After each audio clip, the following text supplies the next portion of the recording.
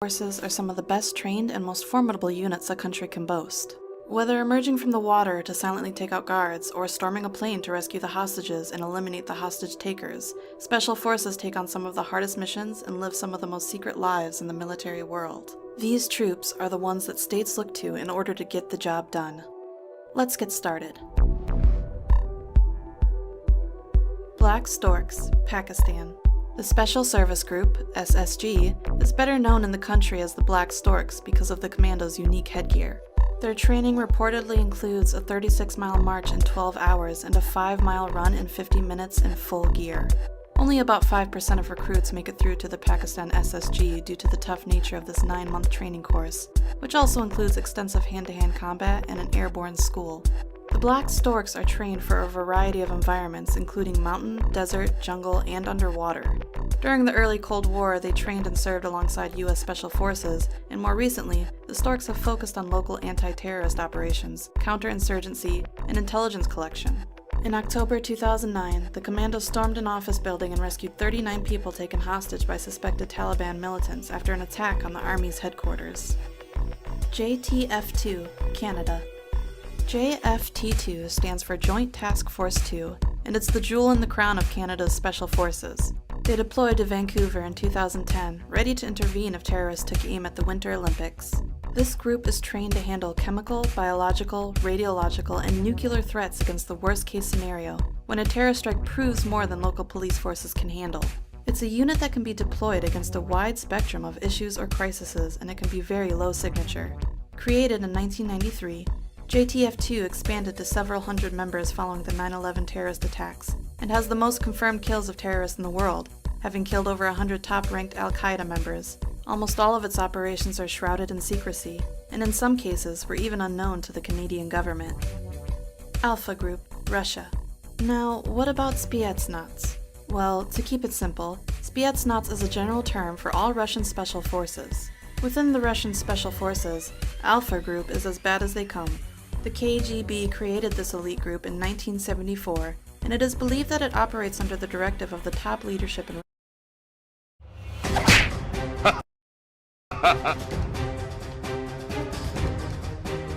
Russia, which is why most of its operations are classified. This force came to fame during the invasion of Afghanistan, during which members of Alpha stormed the presidential palace in Kabul, killing everybody in the building in the blink of an eye. In 1985, a group from this unit was dispatched to Beirut to try and rescue 4 Soviet diplomats. When the diplomats were killed, Alpha Group allegedly hunted down relatives of the hostage takers and returned them to their families in much smaller pieces, to send a message to would-be terrorists. It apparently worked for over 20 years. Sayeret Matkal, Israel. This Israeli Special Forces is focused in intelligence gathering, and it often operates deep behind enemy lines. In 2003, Israeli taxi driver Eliyahu Giro was kidnapped after transporting 4 Palestinians to Jerusalem in his cab, but the Sayeret Matkal unit located and rescued him from a 3-foot pit in an abandoned factory in a suburb of Ramallah. The most famous of their large-scale operations is Operation Thunderbolt, which came to be after several terrorists had taken hostages on board of an airline which was flown to Uganda. Many hostages were released, but over 100 hostages were kept in the airport terminal building. An assault force of Sayeret Matkal assaulted the position, killing the terrorists and freeing all of the hostages. GIGN, France. France's elite counterterrorism teams are some of the finest in the world and have proven their abilities and bravery over decades of dangerous operations. But unlike many anti-terrorist units, GIGN is also used in arrest of dangerous criminals, countering barricade suspects, quelling prison riots, VIP protection, and other high-risk police operations within France or former colonies. Since its founding, the GIGN has seen consistent action. Its members are considered absolute masters of hostage rescue and intervention, especially in high-density environments like buses, ships, trains, and airlines. Their faces are not allowed to be photographed fully exposed, therefore they're often seen wearing tactical ski masks when operating in public. GIGN is known for innovation in technology applications and tactical methods. Their most famous operation is their assault on Flight 8969, which was an Air France flight that was hijacked on December 24, 1994, by the armed Islamic group in Algeria, where the terrorists murdered 3 passengers with the intention to blow up the plane over the Eiffel Tower in Paris. When the aircraft reached Marseille, the GIGN stormed the plane and killed all 4 hijackers. The bravery of its members comes from their extreme training course. In fact, the training is so extreme that the GIGN has lost more men during training than during their 1,000-plus operations. GSG-9, Germany. The GSG-9 was formed after the failure of the German police to rescue 11 athletes kidnapped by a group of terrorists during the Munich Olympics, where all the athletes, 5 of the terrorists, and 1 police officer were killed during the rescue attempt. In their first major mission, they took a group of 4 terrorists who had hijacked a Lufthansa flight in Somalia. 3 of the terrorists were killed, and the 4th captured during the rescue, but none of the 86 hostages were killed. Between 1972 and 2003, the GSG-9 had successfully completed over 1,500 missions, and yet only discharged a weapon 5 times, 2 of which were to shoot the attacking dogs of people they were trying to arrest. An estimated 300 to 400 people now work within the GSG-9, but the exact figure is not known. Its work today concentrates on counterterrorism, hostage situations, and disarming bombs. J.W. Grom, Poland. The Grom is the leader in Poland's anti-terrorism efforts. It was named after the Silent Unseen, which was Poland's elite World War II Special Operations Unit. The Grom began its operations in 1990, and it mostly deployed in unconventional warfare roles as they have special training in operational maneuvering response. Since the terrorist attacks of 2001, the Grom has been deployed alongside U.S. Special Operation Forces in Iraq, Afghanistan, and elsewhere. During this time, they have developed a close working relationship with the U.S. Navy SEALs and have a well-earned reputation of being one of the fiercest and most competent special forces on the planet. Their training includes a variety of disciplines. All of the soldiers undergo the same specialized training in anti-terrorism and special operations, as well as frogman, sniping, and parachuting. In 4-man teams, each soldier must be prepared to assume the respective responsibilities of his colleagues should it become necessary. Approximately 75% of ground personnel are trained as medics or paramedics and can speak multiple languages. In addition, each group is supported by several professional physicians. Navy SEAL Team 6, USA.